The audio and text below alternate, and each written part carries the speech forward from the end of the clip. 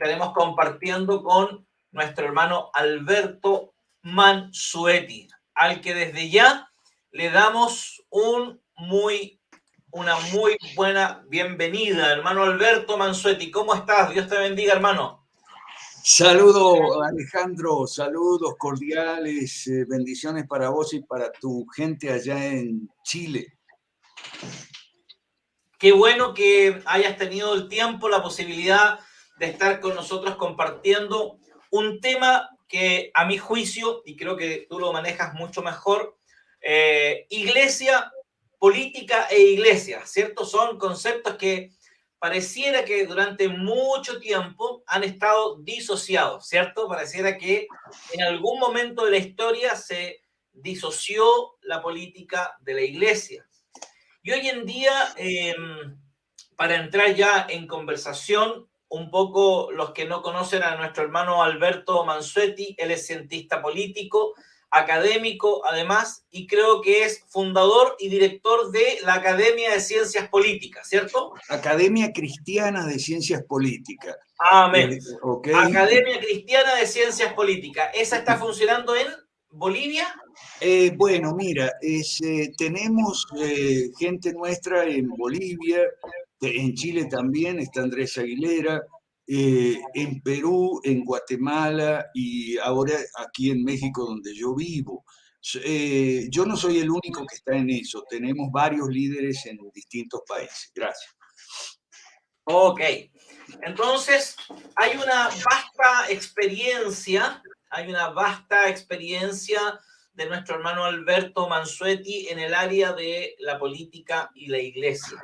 Él es miembro también de la iglesia anglicana, ¿eh? Para que algunos que quieran cuestionar, ¿cierto? Porque siempre nos falta el que quiere cuestionar algo, eso no es creyente, cree o no cree. Bueno, él es miembro de la iglesia anglicana, ¿cierto? Así que muy bienvenido, querido hermano Alberto Mansueti, gracias por darte el tiempo. Gracias, pero tienes que aclarar que yo pertenezco a la rama conservadora de la Comunión Anglicana, soy miembro de la Iglesia del Buen Pastor de Perú, de la diócesis de Perú, que está afiliada a la rama conservadora que se llama GAFCON, porque si no la gente se va a confundir.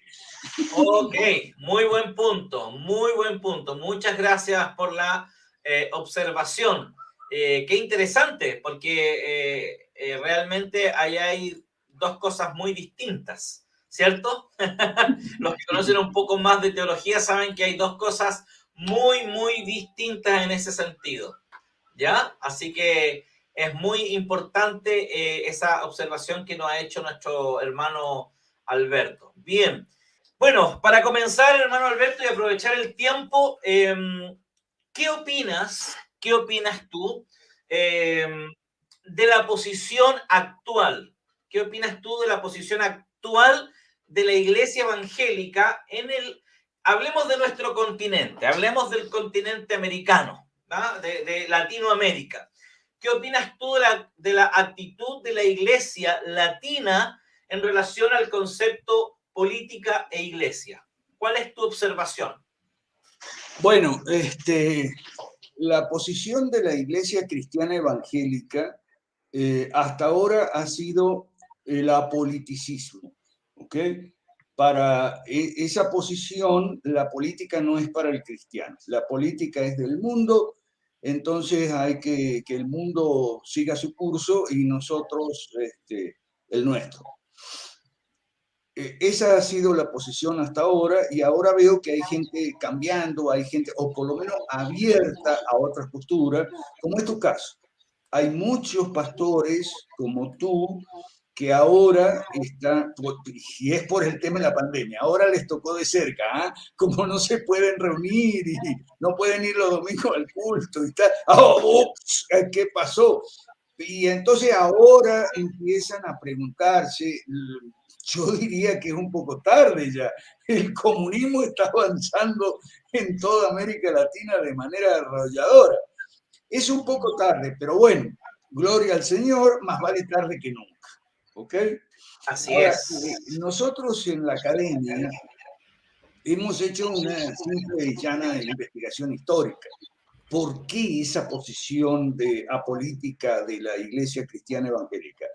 Bueno, porque la Iglesia Cristiana Evangélica llega a América Latina de mano de misioneros extranjeros, Ajá, así es. de mano de misioneros europeos o americanos que vienen al fin del siglo XIX y comienzo del XX a traer un evangelio diferente del evangelio católico.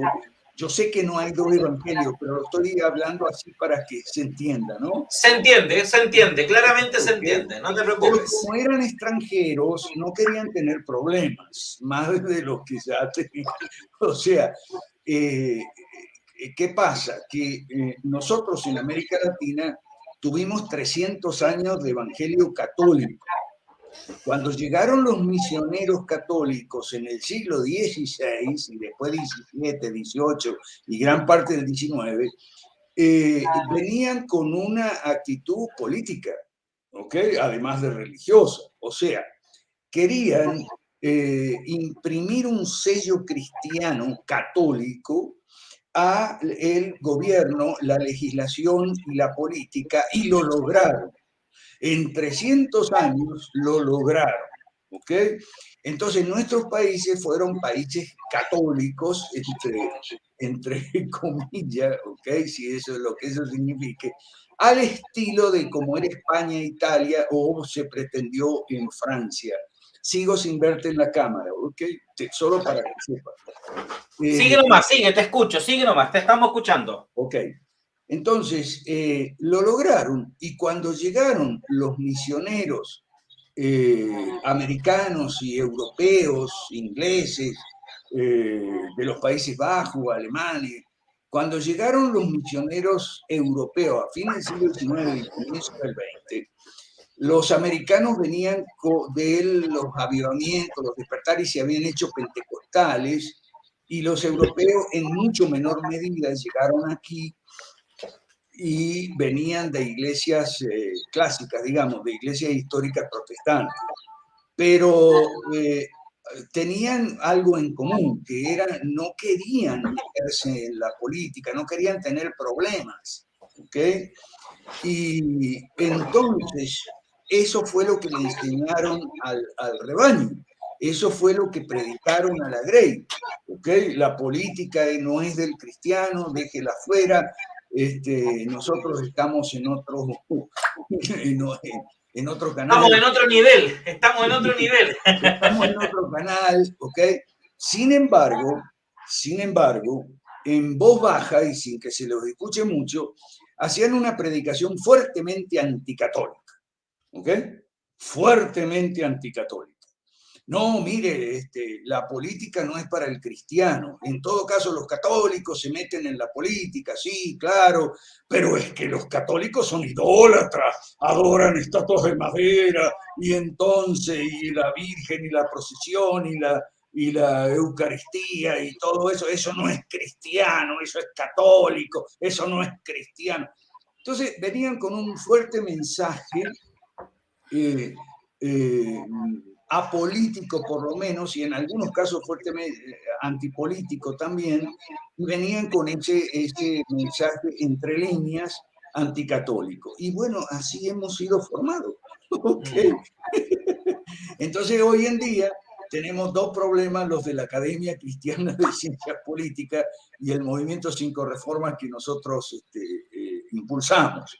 Tenemos dos problemas. Dos, el problema número uno, la gente evangélica es antipolítica, fuerte, y además es anticatólica.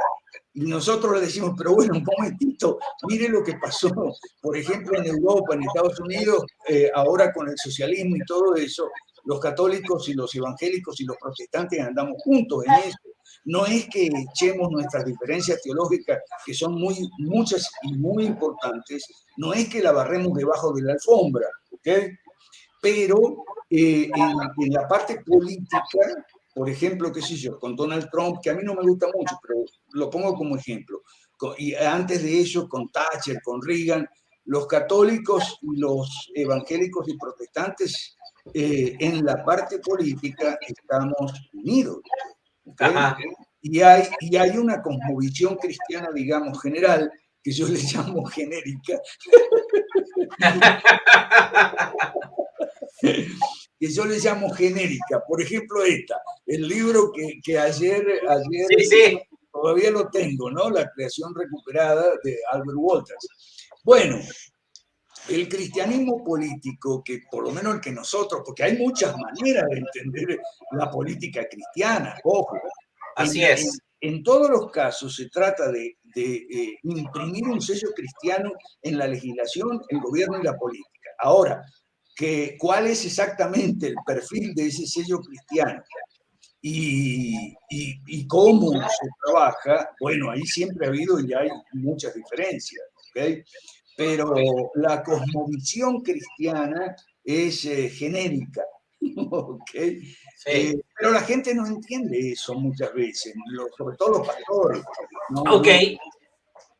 Entonces, entendiendo lo que tú nos estás diciendo, en que desde una perspectiva, los misioneros que llegaron a Latinoamérica, ¿cierto? De diferentes partes de Europa, Estados Unidos, a evangelizarnos, hicieron un poco la separación entre la vida política, ¿cierto? Y la vida de la iglesia. O sea, crearon un dualismo, ¿cierto? Eso es dualismo, tener una vida doble. Que no lo hacían en sus países de Exacto. origen. Sí. Vos estudias la historia del siglo XX, por ejemplo, en Europa, en Estados Unidos, no había ese dualismo, pero los que llegaron aquí, como eran extranjeros, ese era el problema. No vaya a ser que nos vayan a deportar y nos manden de vuelta a casa, ¿me entiendes? Bueno, aquí en Chile, no sé si tú conoces la historia, pero aquí en Chile hay un personaje que marcó un hito muy importante dentro del desarrollo, no tan solo espiritual, sino que también político, que es David Trumbull. No sé si tú lo ubicaste o has leído de David Trumbull. He oído hablar solamente. Ya, David Trumbull fue el primer presbiteriano que llegó aquí a Chile, ¿ya? Por ende, él daba su cátedra de retórica en la Universidad de Chile, acá en Santiago, y los estudiantes de leyes se iban en sus horarios que tenían libre corriendo a ver a David Trumbull ¿Y predicar. él de qué país era y de qué año me estás hablando? Te estoy hablando del siglo XVIII, XIX, más o menos 1800 y algo, acá en Chile, ¿cierto? Que fue uno de los primeros presbiterianos que llegó a Chile. Incluso, si no me falla la Pero memoria, era americano. sí, americano, sí. Aquí en Chile, incluso, si hay algún presbiteriano escuchándonos que conozca y que tenga el mejor dato que yo, David Trumbull creo que llegó en 1800 y algo, no me recuerdo exacta la fecha, pero es antes del 1900, porque la lógica que aquí en Chile se tiene es que los primeros evangélicos que llegaron fueron los del movimiento pentecostal de la calle Azusa, y eso es falso. Por ende, también tenemos antes de David Trumbull a muchos militares protestantes anglicanos, como por ejemplo Lord Cochrane, que era un militar inglés, pero que también era anglicano y tenía una fe muy sólida, muy contundente. Y creo que llegó él por ahí por 1845. Entonces, el mundo evangélico o el mundo cristiano tiene antecedentes en Chile desde antes del 1900. Lo importante es que David Trumbull marcó la diferencia en el ámbito político. Él no hizo esa diferencia. David Trumbull hizo un poco lo distinto al resto de los políticos, o mejor dicho, de los pastores y misioneros que llegaron de Norteamérica, que hicieron esta fragmentación mental, por decirlo de alguna forma. Bueno, el depósito de libros en español y Biblias en español, el depósito estaba en un lugar específico y lo controlaba la iglesia anglicana, pero era muy abierta en eso de meter literatura, Biblias y literatura en el continente. ¿Dónde estaba? La diócesis de la Falkland Island. Ajá. Por eso los ingleses defendieron la Falkland Island, porque Falkland Island tiene muchos recuerdos para los anglicanos y protestantes en general del siglo 18, 19 que empezaban a traer literatura en español para distribuir aquí. Sí. Falkland Island. Por eso a mí me echaron de una universidad cuando yo me opuse a la canallada de Galtieri de invadir las islas y todo eso. Exacto. Mira, aquí nos dieron el dato, Gonzalo de Argentina nos dio el dato y nos dice que David Trumbull llegó el 1 de noviembre de 1819 a Valparaíso y en febrero de 1889 creo, fue miembro del religioso de la Iglesia Congregacionalista estadounidense que después fue la Iglesia Presbiteriana de Chile, que hoy día se conoce como Iglesia Presbiteriana de Chile. Él llegó el 45. Él llegó a Chile enviado como misionero en el 25 de diciembre de 1845 y fundó diferentes denominaciones protestantes, entre ellas la que tiene mayor renombre hoy es la Iglesia Presbiteriana de Chile, que es la primera iglesia presbiteriana que está en Valparaíso, donde recuerda que la Iglesia Católica en el tiempo le hizo construir un muro para que no se escucharan sus cánticos. Fíjate, y él empezó a interceder políticamente y a meterse en política para que eso se derrumbara, a lo largo lo consiguió, imagínate. Qué buena anécdota, pero vamos un poquito a las malas consecuencias actuales que estamos padeciendo, Sí, que estamos eso es. soportando de ese dualismo que tú has Sí, caracterizado muy bien, dualismo. Ese dualismo ha contribuido a arrojar a nuestros países en brazos de la izquierda, ¿ok? así es. Porque la Iglesia Católica Romana ha estado y está muy lejos de ese dualismo, y el problema es que la Iglesia Católica Romana, en su mayoría, desde las encíclicas sociales terceristas, eh, Ajá, la doctrina social de la Iglesia y después sí. la deriva de izquierda, que fue la teología de la liberación, Claro, ¿ok? con Gutiérrez en Nicaragua, en Ajá, Salvador, allá, todo correcto. eso. Fue un factor importante en arrojarnos a todos en brazos de la izquierda, y estamos pagando las consecuencias ahora, en Chile, Perú, etcétera. O sea, las consecuencias de una mala comprensión de la escritura, porque la escritura es para nosotros, por ejemplo, por lo menos para los protestantes, es regla suprema de fe y conducta. ¿Okay? Así es, Y cuando hablamos de regla suprema de fe y conducta, la parte de conducta incluye la conducta política. así La, es. la Exacto. Mira, escritura, yo quiero traerte a la palestra algo que conversamos ayer nosotros en privado y que me gustó mucho el análisis que tú hiciste porque seamos honestos, la iglesia es especial para, como decimos en el buen chileno, y perdónenme la expresión un poco, ¿cómo se llama?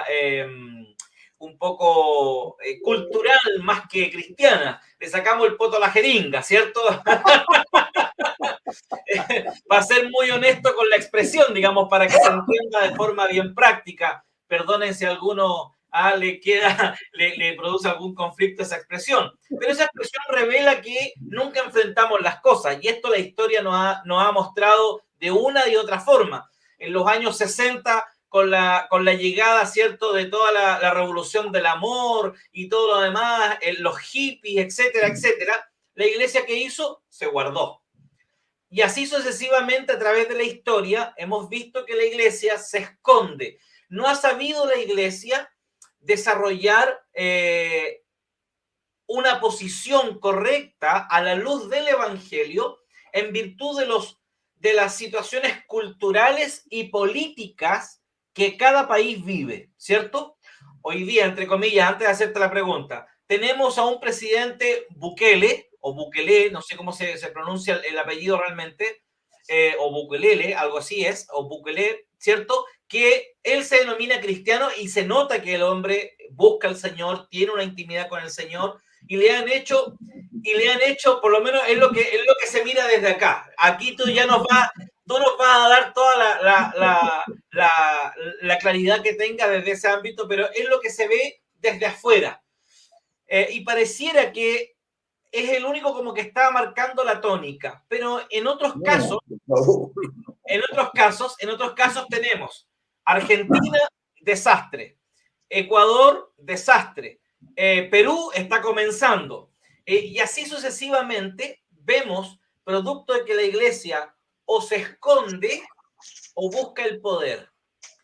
Y aquí vemos que la iglesia no sabe responder. ¿Por qué crees tú? ¿Cuál es tu análisis de por qué la iglesia no sabe responder a los procesos culturales políticos que vive? No, pero ya va, un momento, déjame Sí. primero aclarar a Bukele. Vos pusiste a Bukele como un ejemplo ahí, no, no, Ya, por dale, favor, por favor. no. Dale. De ahí te va a Eh, llamar él mismo, ¿eh?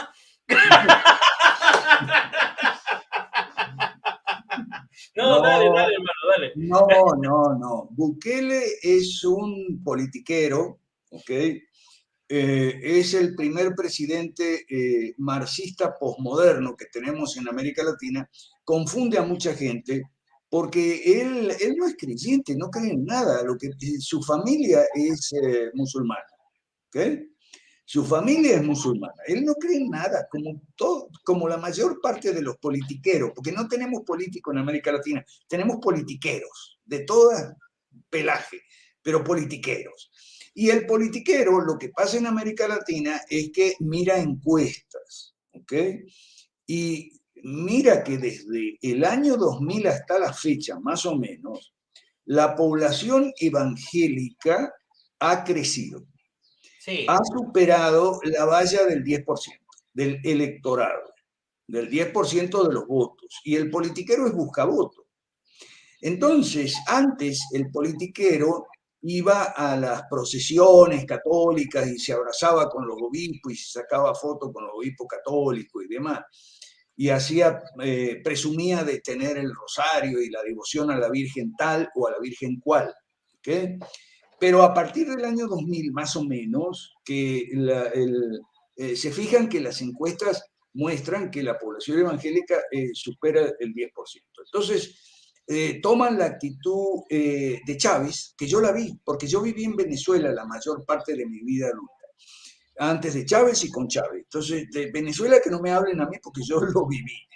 Entonces, Chávez tenía una pequeña edición de la Biblia en un bolsillo y un rosario en el otro bolsillo.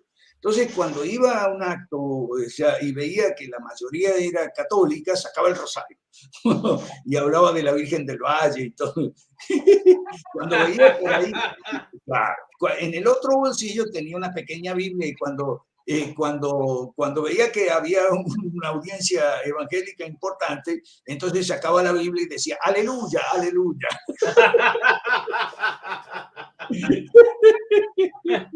Y ok, cuando no sabía qué sacar, sacaba la Constitución. eso es, ahí dejaba el resto contento. Bien, en base a eso mismo, eh, Latinoamérica es un continente que de alguna forma está siendo cautivado, si es que ya no está cautivado completamente, pero siendo cautivado por una izquierda muy radical. Está siendo cautivado por una izquierda muy radical. ¿A qué crees tú que se debe que la izquierda radical esté tan cautiva en el corazón de la población? Pero te tengo que aclarar de vuelta. Mira, el problema no es la izquierda radical, el problema es la izquierda. ¿Ok? Ok, Porque cuando tú hablas de la izquierda radical, pareciera que hay otra izquierda que no es radical, que ajá, es aceptable, digamos. No, ajá. ¿ok? La Lo izquierda que es le el llamamos en mal. Latinoamérica los socialdemócratas, ¿ah? ¿Cierto? Exacto. No en Latinoamérica y en el mundo. Entonces, la izquierda es el mal en la política. ¿Ok? Esto es una gente que la gente no entiende, pero para poder entenderlo, usted tiene que entender primero lo que es el bien en la política. El bien son tres valores: orden, justicia y libertad, que están en la Biblia. Ajá, así Y la es. izquierda es lo contrario: desorden, injusticia y opresión. Cuando usted entendió eso, empieza a entender el mundo de la política, que es tan horriblemente mal interpretado y mal conocido en América Latina. Entonces, ¿en qué se diferencia la izquierda radical de la no radical? En los medios nada más. La izquierda radical no vacila en recurrir a la violencia, además de la mentira. En cambio, la otra se abstiene de la violencia por lo general y se contenta con la mentira. ¿Okay? Entonces, pero ¿de dónde saco yo? Porque esta es la pregunta que se van a hacer tus oyentes. ¿De dónde saco yo que orden, justicia y libertad eso está en la Biblia? Bueno, mira, en el Nuevo Testamento hay una cantidad importante de referencias a la legislación, la política y el gobierno. En el Nuevo Testamento. Y en el Antiguo Testamento hay todavía mucho más. Y esa es una de las razones por las cuales el Antiguo Testamento es más largo que el Nuevo, o mejor dicho, más apropiadamente, el Nuevo es más corto que el Antiguo. ¿Por qué? Porque en el Nuevo no se va a repetir lo que ya se dijo en el Antiguo. Y en el Antiguo se dijo bastante del gobierno y la legislación y la política, e incluso la politiquería y todo, ya se dijo todo.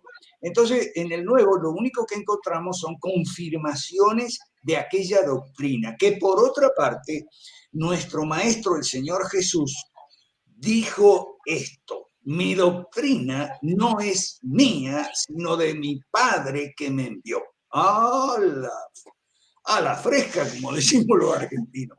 Así que su doctrina no es suya, sino de su Padre que le envió. Bueno, ¿y cuál es esa doctrina?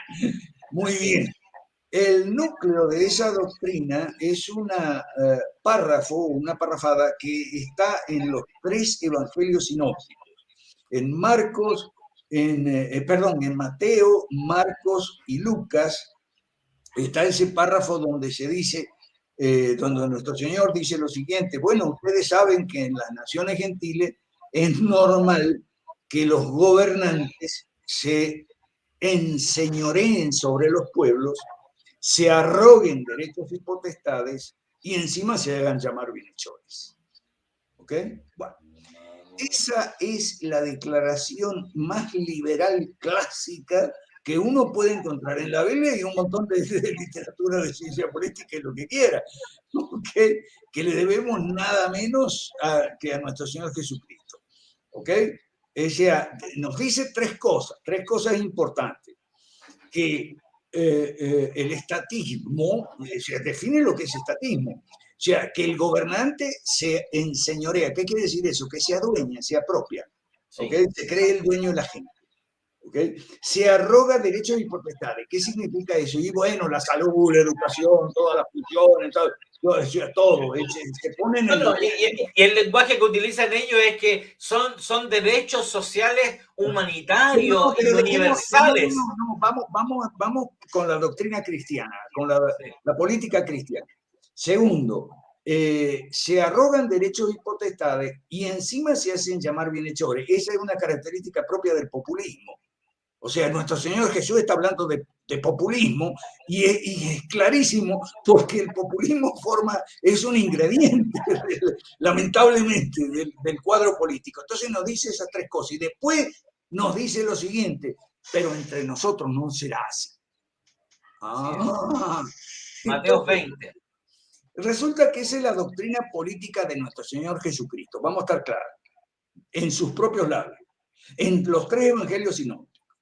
Ahora bien, su doctrina no es suya, sino de su Padre que le envió. Entonces, ¿dónde encontramos en el Antiguo Testamento? 1 Samuel capítulo 8 entero. ¿Ok? El correspondiente, sabemos que hay correlatos entre el Antiguo y el Nuevo, muchos. Sí, claro. Una de las cosas que impresiona de la Escritura es la armonía, la continuidad del Nuevo Testamento con el Antiguo. ¿Ok? Entonces, en 1 Samuel capítulo 8 entero, encontramos esa misma doctrina que nuestro Señor va a repetir. O sea, mire, no se deje enseñorear de los gobernantes, porque si los gobernantes, usted se deja enseñorear, 1 Samuel 8, si los pueblos se dejan enseñorear por los gobernantes los van a robar, los van a avasallar, los van a pisotear, los van a usar en su propio provecho y beneficio exclusivo y los van a poner a trabajar horas extraordinarias para pagar todo el gasto público, o sea, los carros, los caballos, las espadas, todo eso, para ellos y para su familia, todo eso está en 1 Samuel 8. Y 1 Samuel 8 termina, o casi termina, en el verso 18, que dice nada menos que cuando ustedes se hayan dejado someter por un yugo tiránico, no vengan con oraciones, ayunos y clamores. ¿Ok? Que esa es la actitud que tiene la iglesia cada vez que se presenta una situación difícil, política. Vamos a orar, vamos a ayunar para que este candidato no salga. Pero entendiendo lo que tú estás diciendo, Samuel nos dice, oye, yo ya les dije de antemano lo que iba a pasarle. Correcto, correcto. Ahora, ¿qué significa esto? Aclaremos, 2 Crónicas 7:14, hay una frase donde dice, bueno, está bien, si ustedes oran y buscan mi rostro y se devuelven de sus malos caminos, eso es lo que no la iglesia evangélica no la ven. O sea, se devuelven de sus malos caminos, entonces yo volveré mi rostro hacia ustedes y sanaré, miraré y escucharé y sanaré su tierra. Pero ¿dónde está devolverse de sus malos caminos? ¿Dónde está la parte donde la iglesia cristiana, sea católica, sea evangélica, sea protestante, lo que sea, donde la iglesia cristiana renuncia al socialismo y pide perdón? ¿Ok? Pide perdón a Dios y al pueblo por haber apoyado el socialismo y creyendo los cuentos socialistas, no, que el socialismo es el verdadero cristianismo, o es el cristianismo llevado a la práctica. Así decía Chávez de Fidel Castro, ¿ok? Todos esos cuentos tontos de la teología de la liberación, que muchos evangélicos se copió de la teología de la liberación, ¿ok? Llevaron a las iglesias a contribuir al impulso del comunismo, pero eso desde hace muchos años, con muy pocos focos de resistencia. Uno de esos focos de resistencia fue aquí, donde yo vivo, en México, se llamó la Guerra Cristera, y fue donde los católicos, porque los enfrentaron con las armas a un gobierno abusivo, el gobierno de Plutarco Elías Calles, se llamó la Guerra Cristera. ¿Ok? ¿Y dónde estaban los evangélicos? Guardados, como dices tú, guardados. Guardados como siempre. Estaban escondidos como siempre. Estaban escondidos porque ellos veían que el gobierno era perverso, ¿ok? El gobierno era masón y socialista, por no decir satánico, ¿no? Lo veían a esto, pero como habían sido educados en el anticatolicismo, entonces se quedaron guardados. Esa es la realidad. Entonces, y ese fue el único foco de resistencia importante, ¿ok? Que hubo contra el socialismo de parte de iglesias cristianas, insisto, cristiano genérico, ¿okay? Católico, presbiteriano o anglicano o luterano o lo que sea. A mí me preguntan si yo soy ecuménico o ecumenista. Yo digo, no sé lo que es esa palabra, porque esa palabra significa muchas cosas. Entonces, al que me pregunta le digo, no sé qué significa ecumenista para usted. Entonces, depende.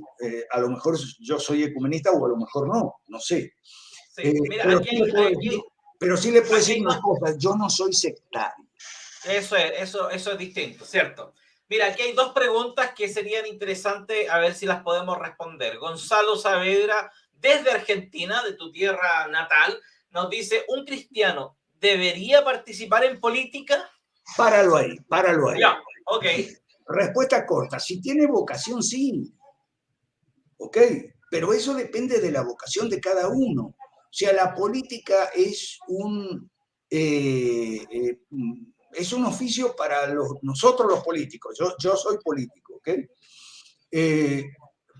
Y la gente, bueno, la gente en general, cristiana o no cristiana, debería tener una mayor cultura política. Lo que aquí hay en América Latina es un analfabetismo político, pero total. Ahora, la pregunta que hace Gonzalo Saavedra,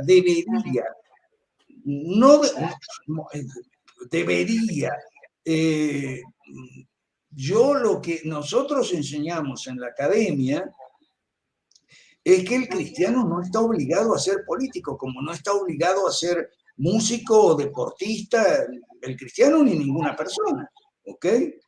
Eh, eh, lo que sí, como cristiano, está obligado y debería es conocer la doctrina política de Cristo. ¿Cuál es? Porque si no, no entienden ni el Padre Nuestro mutilado que nos enseñaron que le falta al final, le cortaron la colita, Sí, claro. le cortaron el rabo al Padre Nuestro. Así es. ¿Okay? El Padre Nuestro empieza con la petición de oración, el motivo de oración. ¿Cuál es? Venga tu reino aquí, venga tu reino a Chile, Sí, venga claro. tu reino a Perú, venga tu reino a América Latina y al mundo, a la tierra. Venga Exacto. tu reino. Así empieza. ¿Y cómo Amén. termina? Termina diciendo, porque tuyo es el reino, el poder y la gloria. O sea, ¿y por qué? Ah, porque se han hecho muchas peticiones, además de esa, por ejemplo, que nos libres del mal, que no nos deje caer en la prueba, etcétera, ¿no? Entonces se hacen peticiones, el pan nuestro, por cierto, de cada día y todo eso. ¿Y por qué se le hacen todas esas peticiones? Ah, porque tuyo es el poder, el reino, el poder y la gloria. O sea, es la explicación que fundamenta las peticiones. Es un crimen lo que han hecho de que le han cortado la doxología final al Padre Nuestro. Eso es lo que nosotros llamamos despolitizado el Evangelio. Sí. Entonces, y respondemos mucho a la pregunta que nos hacen a los de la academia. Ay, ustedes quieren politizar el Evangelio. No, no, no. Ustedes lo han despolitizado. ¿Okay? Ajá. Sí, es cierto. Otra pregunta nos hace acá Alejandro Lizama, de acá de Chile, nos dice, ¿el capitalismo lo encontramos en la Biblia? Por supuesto.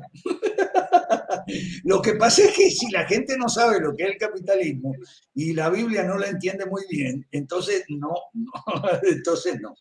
¿Qué cosa Ahora, es el capitalismo? Pero déjame contestar, por favor. dale, dale, dale. Ok. El capitalismo, ¿qué cosa es? ¿Ok? Bueno, la izquierda llama capitalismo al sistema de economía natural de que hablaba Adam Smith, de fuerte impronta presbiteriana. ¿Ok? Adam Smith, yo no sé si era creyente o no, que no sé, no me meto en eso, yo no puedo ver la conciencia de Adam Smith. Pero en su teoría de los sentimientos morales, que escribió antes de La riqueza de las naciones, eso se llama sistema de economía natural. Y es muy simple definirlo. Es un sistema donde los comerciantes y los agentes económicos, los empresarios y los consumidores, los ahorristas, los banqueros, los mayoristas, los minoristas, los del transporte, la señora ama de casa que va a la compra o que vende tortillas, esos son los agentes económicos. ¿Okay? Capitalismo llaman al sistema donde los agentes económicos toman sus decisiones en lugar de tomarlas el gobierno por todos nosotros. Cuando digo nosotros, en primera persona de plural, es porque todos somos trabajadores, todos somos o empleados o empresarios, todos tenemos ingresos, en teoría deberíamos destinar una parte al ahorro, otra parte al consumo, etc. Entonces todos somos agentes económicos. ¿Okay?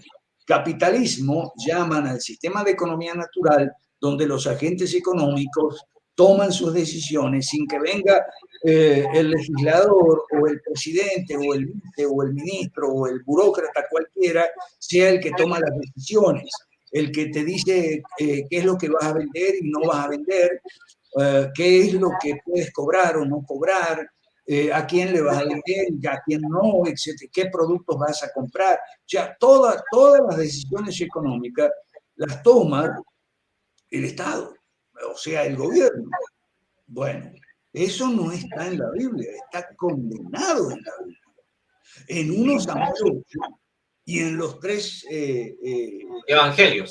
paralelos de los evangelios sinópticos. Eso está condenado en la Biblia. Y el capitalismo se define de una manera, o se puede definir de una manera negativa. En el sentido de Isaiah Berlin, que hablaba de la libertad positiva, que es lo que defiende la izquierda, y la libertad negativa, que es lo que defendemos nosotros. ¿Qué quiere decir libertad negativa? Libertad para tomar mis decisiones sin que el gobierno intervenga, sin que el gobierno tome mis decisiones por mí, sin que el gobierno usurpe mis funciones, mis libertades, o sea, mis poderes, mis derechos, etcétera, y mis recursos, que me los quitan a través de los impuestos excesivos que causaron el 1 Reyes 12, ese es otro capítulo importante, 1 Reyes 12, la carga tributaria era tan grande que provocó una rebelión y fue la división del pueblo de Israel, la madre de todas las desgracias sobre el pueblo de Israel. Fue la dimensión que está contada en 1 Reyes 12, donde le rompen la cabeza a pedradas al director de los impuestos, que se llamaba Adoniram, si no me acuerdo mal, ¿ok? Y le dicen, no, nosotros no vamos a pagar esa barbaridad de impuestos, y se fueron al Reino del Norte las 10 tribus que hicieron su capital después en otra parte que no era Jerusalén. Excelente. Con eso está contestada la pregunta. Ok, excelente. Ahora, una cosa importante. ¿Qué crees tú que habría que cambiarle al capitalismo de hoy? ¿Qué habría que cambiarle para que mejorara o fuera más, voy a usar un término que quizás ni siquiera es correcto, pero que se acercara un poco más a lo que el Evangelio plantea como capitalismo, entendiendo ya lo que tú has dicho? ¿Qué crees tú que habría que mejorar? Buena pregunta, pero dame tiempo para responder, por favor. Buena pregunta. La respuesta no es tan complicada. El capitalismo de hoy toma la forma mercantilista y no liberal. Es un capitalismo no de libre mercado, sino un capitalismo con mucha presencia del Estado, mucha regulación, muchos impuestos y demás, que favorecen a una oligarquía económica, que también es política, oligarquía económica enlazada al poder político. Pero eso tiene nombre, se llama mercantilismo, tiene nombre desde la época de Adán y Eva. Es un capitalismo deformado, ¿ok? Es un capitalismo estatista, es un capitalismo iliberal o antiliberal, ¿okay? Basado en propiedad estatal, regulaciones excesivas que cierran los mercados a la competencia. Son 3 características. Un sector público muy grande, propiedad estatal y demás, que incluye la educación, la salud y demás. Segundo, regimentación de las actividades privadas, que son privadas nada más que de nombre, porque el Estado se las ha adueñado, como dice la Biblia que no puede ser. Y en tercer lugar, los mercados están cerrados a la competencia. ¿Okay? Entonces, lo que hay que hacer para transformar el capitalismo mercantilista en capitalismo liberal son 3 cosas: privatizar, desregular y abrir los mercados a la competencia. ¿Ok? Y eso hay que entenderlo. Por eso yo voy a aprovechar para pasar un comercialito. Dale, por favor. La Academia Cristiana de Ciencias Políticas, ¿ok?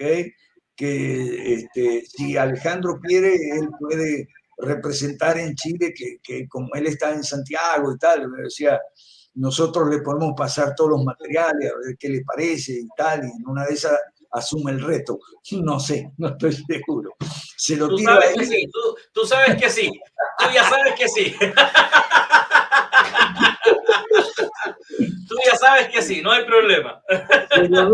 Se lo dejo ahí sobre la mesa para que él lo considere, lo medite y lo ponga en oración, okay, antes de tomar su decisión.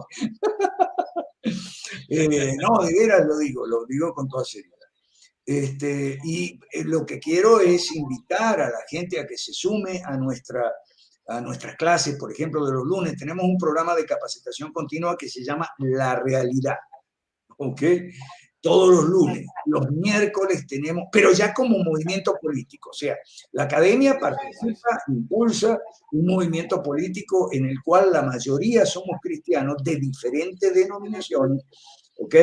Pero que no es exclusivo. En eso nos diferenciamos de los partidos evangélicos. Nosotros somos testigos de los fracasos de los partidos evangélicos en toda América Latina. Entonces, el nuestro no es un movimiento evangélico, sino de inspiración cristiana bíblica, ¿ok? Donde el no creyente tiene un lugar y se le da la bienvenida, siempre y cuando no sea anticreyente, anticristiano o antirreligión y todo eso, y comparta los valores conservadores, pues. Aquí en Chile se han querido levantar varias veces, creo que yo conozco por lo menos 2 o 3 instancias en diferentes periodos de tiempo que se ha querido formar un partido político cristiano, pero creo que no tienen la claridad ni política ni del evangelio para formar un partido político, porque no saben cómo hacerlo. Pero mira, aquí viene otra pregunta importante y nos dice Mauricio Droguet, el pastor Mauricio Droguet, dice: ¿el cristiano debe perseguir el poder humano? Es que le ponen unos adjetivos humanos. Y sí, no estamos hablando de gato ni de perro. Pero tratemos de, traduciendo, yo entiendo lo que él quiere decir, digamos, porque hay que entender, como tú decías al principio, cercenaron la forma de pensar del mundo cristiano profundamente, entonces hicieron esta dualidad. O sea, yo creo que el término es el poder. El cristiano debe perseguir el poder, punto. Ahí debería terminar la pregunta. Pero entendiendo lo que él quiere decir. Muy bien. Y disculpe, pastor Mauricio Droguet, no se ofenda, por favor. No, Mauricio es maduro, así que no hay problema. Él entiende también. Lo invitamos a estudiar en la academia por vía de la realidad. Nosotros enseñamos en la Academia Cristiana de Ciencias Políticas. Las ciencias políticas se llaman cratología, la ciencia del poder. Krato es poder en griego, de ahí viene democracia, autocracia y demás. Y dentro de la ciencia política, Maurice Duverger identifica una rama que le llama estasiología, que es la parte de esta disciplina, ciencia política, que se ocupa de los partidos políticos. ¿Ok? Son cosas que nosotros enseñamos, por eso queremos invitarles a aprender con nosotros, ¿ok? Para no terminar en esos partidos evangélicos que resultan un fracaso. El que más llegó fue Fabricio Alvarado en Costa Rica, que llegó a la segunda vuelta, compitió en segunda vuelta con Carlos Alvarado, el actual presidente, en la última elección presidencial. Pero esos partidos evangélicos ¿qué es lo que son? Son estatistas pro vida. Sí, ¿Okay? Claro. O sea, son gente que participa del consenso socialdemócrata, ¿okay? Solo que no les gusta el aborto, a nosotros tampoco, obviamente, no les gusta el aborto, no les gusta el matrimonio gay, esas cosas, la marcha del orgullo y todo eso, ¿ok? Entonces van y pretenden competir con Carlos Alvarado, que es un socialdemócrata hecho y derecho, y obviamente Carlos Alvarado le dio una paliza, ¿ok? Porque hay gente que no sabe, pero a nivel de Fabricio no llegó todo. En Perú tenemos, por ejemplo, al pastor Lai, que toda su vida dando tumbos y tropezones con su partido evangélico y nunca quiso escuchar, porque esos son muy soberbios, muy arrogantes y prepotentes los líderes de estos partidos evangélicos. Nunca quieren escuchar. No, ellos se la saben todas. Y no saben un pepino, después resultan un fracaso y dejan mal el nombre del evangelio. Así es. Tienes toda la razón con eso. Bien, mira, Drayron Herrera nos pregunta... Sí, pero antes que nada, Ah, ya, Pastor perdón. Mauricio La pregunta Drogué. que nos quedamos pendiente de ahí de Mauricio Drogué. Pastor, si usted pregunta, le quita el adjetivo humano, porque estamos hablando de persona humana, ¿ok? Sí. Y le pregunta nada más si el cristiano debe perseguir el poder. Bueno, en toda la historia de la iglesia cristiana, desde los apóstoles, después vinieron los apóstoles, discípulos de los apóstoles, discípulos, toda la historia de la iglesia cristiana, desde el siglo I hasta el siglo XX, esa pregunta, si usted se lo hubiera hecho a un obispo, a un obispo oriental, ortodoxo, occidental católico, occidental protestante, da igual, se hubiera reído, ¿okay? Porque le hubiera tenido que contestar, obvio que el cristiano debe perseguir el poder, en el sentido de que el cristiano tiene que poner el sello, la impronta cristiana en toda actividad humana y sobre todo en lo que tiene que ver con legislación, gobierno y política, es decir, en lo que tiene que ver con el poder.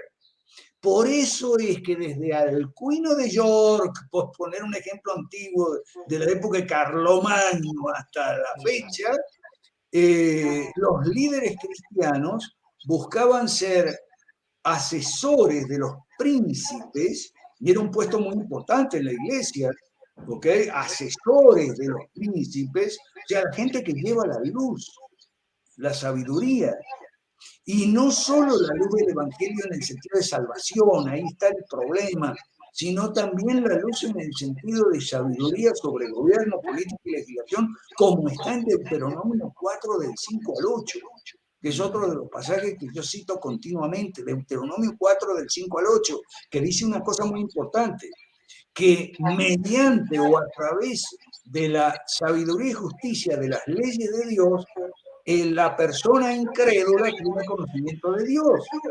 Ahora, tienen conocimiento de la sabiduría y justicia de las leyes.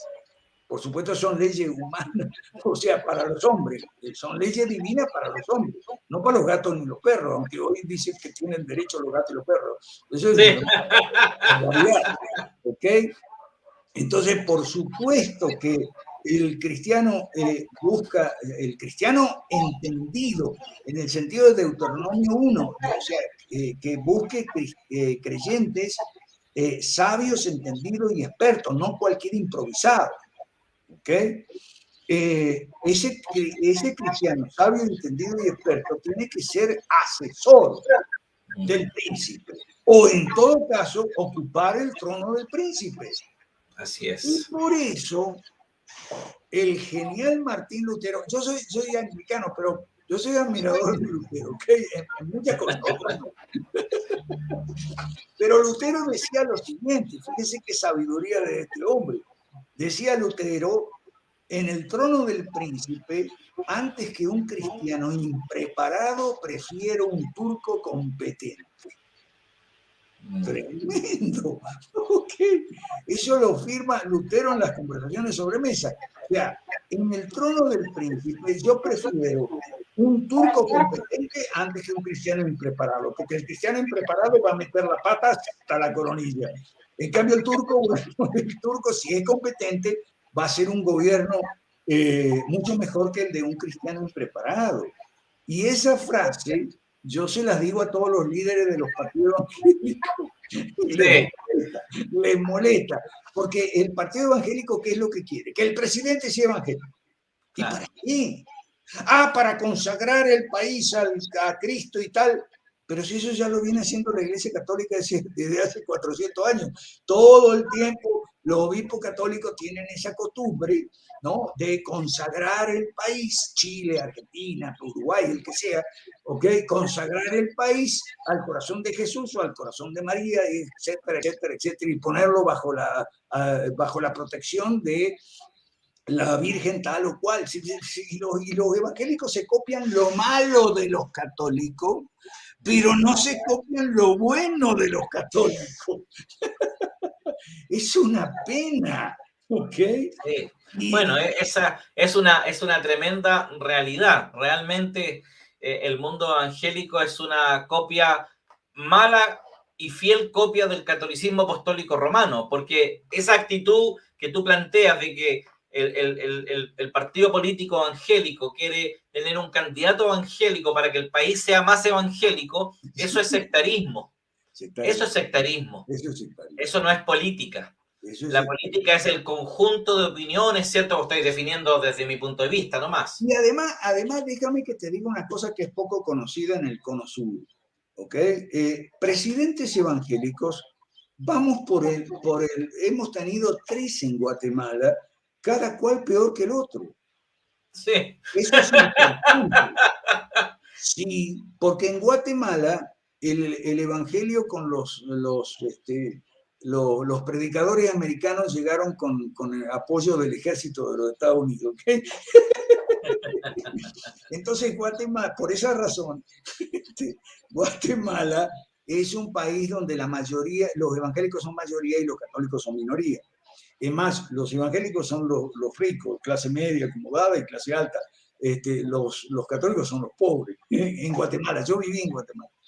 Ahí escribí el libro Las leyes malas. Bueno, entonces ya van como 3 presidentes que son evangélicos y son un desastre.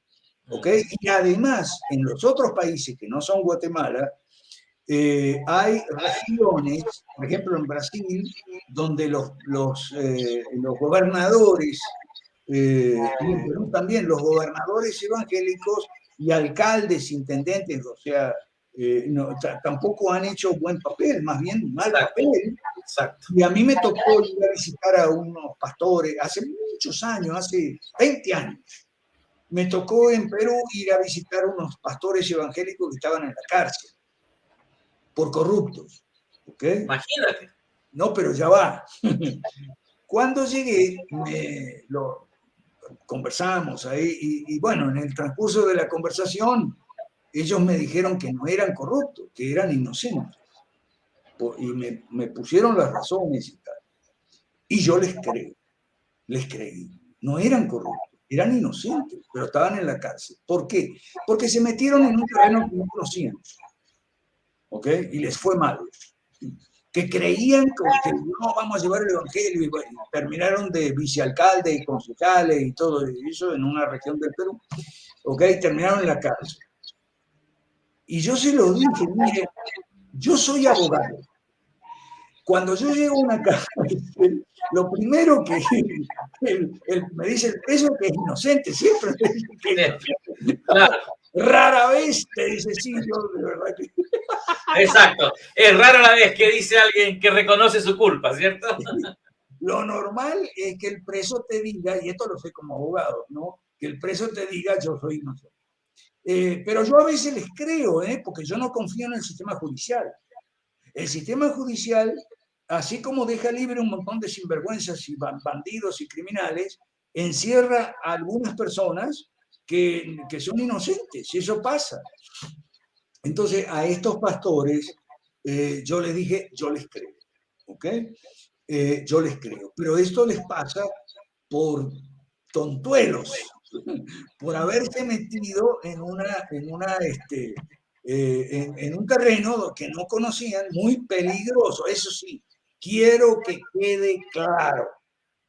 La política en América Latina no es política, es politiquería. Por lo tanto, es un lodazal muy sucio, porque el que me diga que la política es sucia, yo le digo, la política no es sucia, lo que es sucio es la politiquería, y es sucísimo, hediondo, mugriento, todo lo que usted quiera, pero eso no es política, es politiquería. Entonces, a los pastores aquellos, hace 20 años, yo le dije, pero esto les pasa por tontuelo, por no prepararse. Y entonces estuve todo el día con ellos compartiendo ahí en la cárcel, por cierto, en la capilla católica que es para todos, o sea, el ecumenismo es obligatorio, es forzado en la cárcel, o sea, los presos evangélicos y los presos católicos comparten los mismos pabellones. Eso es. Y la misma mesa para desayunar y almorzar, ¿ok? Entonces, bueno, estuve todo el día con ellos y me tocó mucho mi corazón cuando me fui, los despedí. Me dijeron lo siguiente, pastor, no, le digo, yo no soy pastor, Bueno, profesor, eso sí. Profesor, si usted hubiera venido unos años antes, no nos hubiera encontrado aquí. Y yo le dije, porque nos habría enseñado todo lo que nos enseñó hoy. Entonces no estaríamos aquí. Y le digo, pero unos años antes ustedes no me iban a invitar. Ese es el problema. No me iban a invitar porque unos años antes ustedes creían que se las sabían todas. Ahora tuvieron que aprender por las malas que no se las sabían todas. Perdón, que creo que te estoy robando. No, no, mira, aquí hay una pregunta muy interesante del pastor Marcelo Sánchez. Él dice, ¿cuál es el deber del gobernante civil con relación a la ley moral? Especialmente, dice, a la primera tabla. Buena pregunta del pastor Marcelo Sánchez. Toda la ley de Dios es moral. Dios es un Dios moral. O sea, no hay una ley moral en la primera tabla y otra en la segunda tabla que no es moral. En Chile hay un error muy grave. Le llaman temas valóricos a temas como el aborto, el matrimonio gay, todo eso, que creen ellos, los chilenos, perdón, creo que me Dale nomás, dale, estamos en libertad. Dale nomás. En Chile se cree que esos son temas valóricos para diferenciarlo de otros temas que según ellos no son valóricos, como los económicos. O sea, según los chilenos, la economía no es valórica. O sea, el libre mercado, la competencia, la producción, importación, los impuestos bajos, el presupuesto equilibrado, eso no es valórico para los chilenos. No, están muy equivocados. No, porque los temas valóricos son el aborto y, con perdón de la expresión, los temas que tienen que ver con la bragueta. Y los que tienen que ver con el bolsillo no son valóricos. Está mal. Está mal. La ley de Dios toda es moral, la primera tabla y la segunda. ¿Ok? Bueno. Ahora, nosotros distinguimos en la academia, distinguimos lo que es teocracia de lo que es teonomía. ¿Ok? La teocracia fue el caso particular del pueblo de Israel en el Antiguo Testamento. ¿Okay? Eso fue la teocracia, no se repite. Eso fue una sola vez en la historia humana. Entonces, lo que nos queda es la teonomía, o sea, los principios generales de gobierno limitado, mercados libres y propiedad privada, eso es teonomía, ¿okay? Que no tienen que ver con la religión que practica el gobernante civil. O sea, puede ser turco, que sea musulmán, ¿no? Como dijo Lutero, ¿ok? No es necesario que sea cristiano, ni mucho menos evangélico. En Guatemala, el presidente tiene que ser evangélico, así no. Okay. Tiene que ser evangélico. Si es de mi iglesia, mejor. Ese fue el gobierno evangélico de Ríos Montt, la teocracia para andar en casa, como dicen los españoles, que hizo en Guatemala, ¿okay? Y su gabinete eran puros, no solo eran todos evangélicos, sino que eran todos de su iglesia. Entonces, no, estimadísimo Marcelo Sánchez, no, el presidente no es necesario que sea evangélico, porque se están copiando lo malo de los católicos. Si los católicos tuvieron 400 años con que el presidente tiene que ser católico, y ahora se copian los evangélicos. No, el presidente tiene que ser evangélico. ¿Ok? Y lo que estoy viendo que no me está gustando de los católicos es que así como muchos evangélicos, no vamos a generalizar, muchos evangélicos se copian de los católicos lo malo, algunos católicos se están copiando de los evangélicos lo malo también. Así es. ¿Okay? Entonces, en la Academia Cristiana de Ciencia Política nos copiamos lo bueno. ¿Okay? Sí, qué bueno, qué bueno. Qué bueno. Católicos y evangélicos nos copiamos lo bueno. Y yo soy medio protestante y medio católico, yo soy anglicano. ¿Okay? Usted sabe cómo era en la época del consenso isabelino. Esto no. Ay. Vamos a terminar el programa porque ya va una hora, porque yo cada vez que hablo meto la pata. Ya, con esta pregunta quiero que vayamos terminando ya el programa. Hemos estado una hora, como dice nuestro hermano Alberto, compartiendo.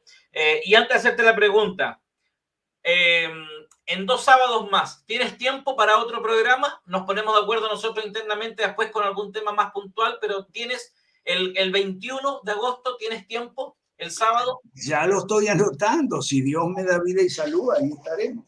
No, te queda cuerda para rato todavía, así que no hay problema. Okay. Bien, Y entonces, bueno, pero mientras tanto, ya va, pero de aquí al 21, pasale el video a gente que tú conoces, a ver qué le parece, si le parece demasiado irritante lo que yo digo o no. sí, lo vamos a compartir en nuestras redes también, el video que tú me enviaste el otro día, ayer, que me enviaste para que lo comparta la gente y lo vea. Pero con esta pregunta quiero ir terminando. El poder es peligroso y eso lo sabemos. Siempre es peligroso. Sí. El problema no está en el poder. El problema está en los corazones de los individuos que no saben manejar el poder, ¿cierto? Ya va. Más o menos. Más o menos, porque sí es verdad que está en los corazones, ya lo sabemos que sí es correcto. El problema es que hay sistemas de gobierno, concretamente el estatismo, que nuestro Señor Jesús repudia en esos 3 sinópticos, en ese pasaje, que sacan o tienden a sacar lo peor del ser humano. Es un poder excesivo, demasiado poder y demasiado dinero en pocas manos. Entonces, esos sistemas son malos. Porque mucha gente me dice, no es una cuestión de sistema, sino del corazón del hombre. Un momentito. Hay una parte sí que es lo principal, que es el corazón del hombre, pero hay sistemas que son más proclives, ¿ok?, a que salga del corazón del hombre lo peor y no lo mejor. ¿Y cuáles son esos sistemas? A los de acumular demasiado poder, así de simple. Así es, estoy de acuerdo. Yo también creo, aunque no, y voy a reconocer mi ignorancia, no tengo quizás todo el concepto armado, pero sí creo profundamente en que el Estado debe ser pequeño. El Estado siempre debe ser pequeño. Más que pequeño, el gobierno debe Limitado. ser limitado en su poder, porque el tamaño no importa. Pueden ser 1000, puede haber en una ciudad 1000 policías, pero también puede haber 1000 burócratas que no hacen nada, vividores. Entonces, o sea, no es una cuestión de tamaño ni de gasto, es una cuestión de funciones. ¿Para qué sirve el gobierno? ¿Para qué tenemos gobierno los seres humanos? Ahí hay que ir al apóstol Pablo, ¿ok? Que dice que o sea, Pablo establece la doctrina del gobierno como una institución querida por Dios para tratar con los malhechores, no para tratar con los comerciantes, los mayoristas. Romanos 13. Oye, y qué buen tema podría ser nuestra próxima conversatorio. Dejamos Romanos 13 para el 21. Eso mismo te iba a decir. Dejamos Romanos 13 para el 21. ¿Qué debe hacer el gobierno? ¿O cómo entiende el Evangelio lo que es el gobierno? Muy buen tema, me agradó. Y la pregunta es esta. Tenemos una dificultad profunda en nuestra Latinoamérica. Hoy día vemos el crecimiento de la izquierda en todos los sentidos. Eso está llevando a que la iglesia se ha dividido. Hoy día la iglesia está dividida. Hoy día la iglesia pelea por los de derecha, por los de izquierda, etc. La pregunta es, ¿crees tú o cómo orientarías tú a la iglesia del siglo XXI a que debiera tomar una decisión de votar? ¿Cómo debiera de votar?